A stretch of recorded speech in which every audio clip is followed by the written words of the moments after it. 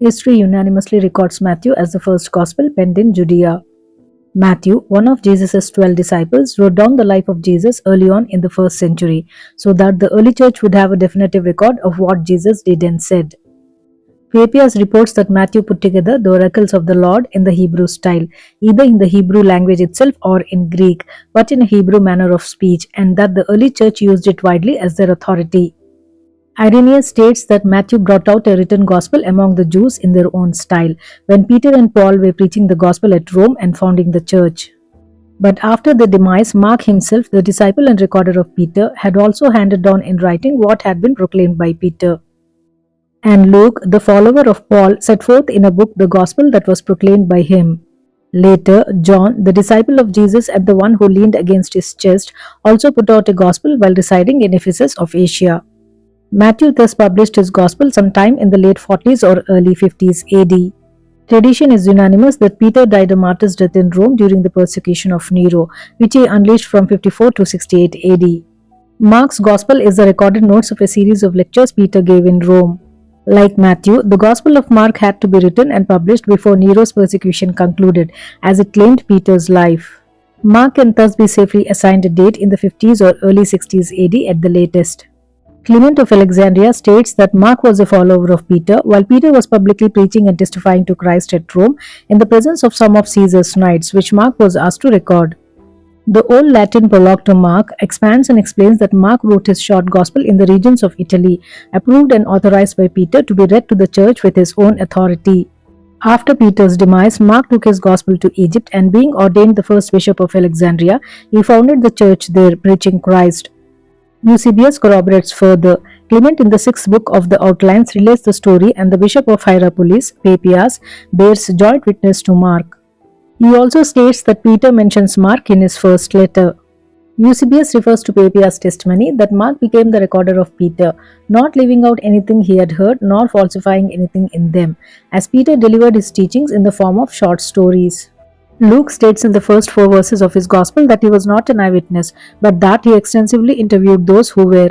He composed his work for the benefit of Theophilus, that he can have certainty about the things he has been taught.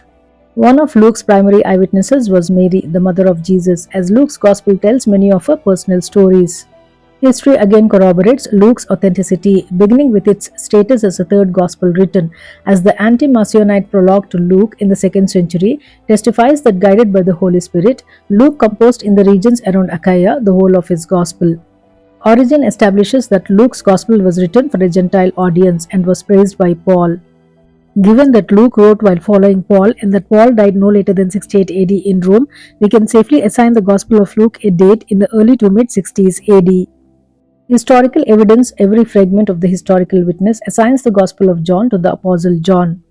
Tertullian states that the documents of the Gospels have the apostles for their authors, that John and Matthew implant the faith, while Luke and Mark reaffirm it. The Muratorian fragment from the 2nd century states that Mark's account was the second Gospel, while the third is the Gospel according to Luke, and the fourth is John's, one of the disciples. The Old Latin prologue to Mark from the 2nd century also establishes that John, urged by his friends and inspired by the Spirit, composed a spiritual gospel in the late 90s AD. Today, some claim that there were many other Gospels competing with Matthew, Mark, Luke, and John, but this again goes against all the available evidence. The other Gospels we have are not true Gospels at all. None come anywhere close to the length of the 4, nor do they attempt to do the same thing, that is, to narrate the life and ministry of Jesus. Even from the beginning, they were recognized as the products of fringe sects, writing short documents to back up their divergent theology. The testimony from history is unanimous. Origen summarizes that Matthew, Mark, John, and Luke wrote by the Holy Spirit, while the other Gospels like Thomas and Matthias and many others have been taken in hand, but that the Church of God accepts only the 4. In summary, Matthew, a disciple of Jesus, was a personal eyewitness to most of Jesus' ministry and wrote very early in the 40s or 50s AD. Mark, not an eyewitness, recorded the testimony of Peter, a direct eyewitness for most of Jesus' ministry, and wrote no later than 64 AD and likely earlier, when it was safe for Peter to lecture publicly in Rome. Luke was not an eyewitness, but conducted extensive research, recording the personal testimonies of many eyewitnesses, including Jesus' mother Mary, and wrote no later than 68 AD. John was the longest living eyewitness of Jesus and a disciple, and wrote his gospel in the 90s AD, filling out the story with details the other three gospels did not include. It would be entirely a different matter if the Bible claimed one thing and history another, but this is not the case as we have seen. Both the historical record and the Bible itself confirm the traditional authorships. Those who disagree will have no evidence of history to deny these claims because history is entirely on the side of the authenticity of the Gospels. 1 John 1:1 That which was from the beginning, which we have heard, which we have seen with our eyes, which we have looked upon, and our hands have handled of the word of life. 1 Corinthians 15:5-6 And that he was seen of Cephas, then of the 12.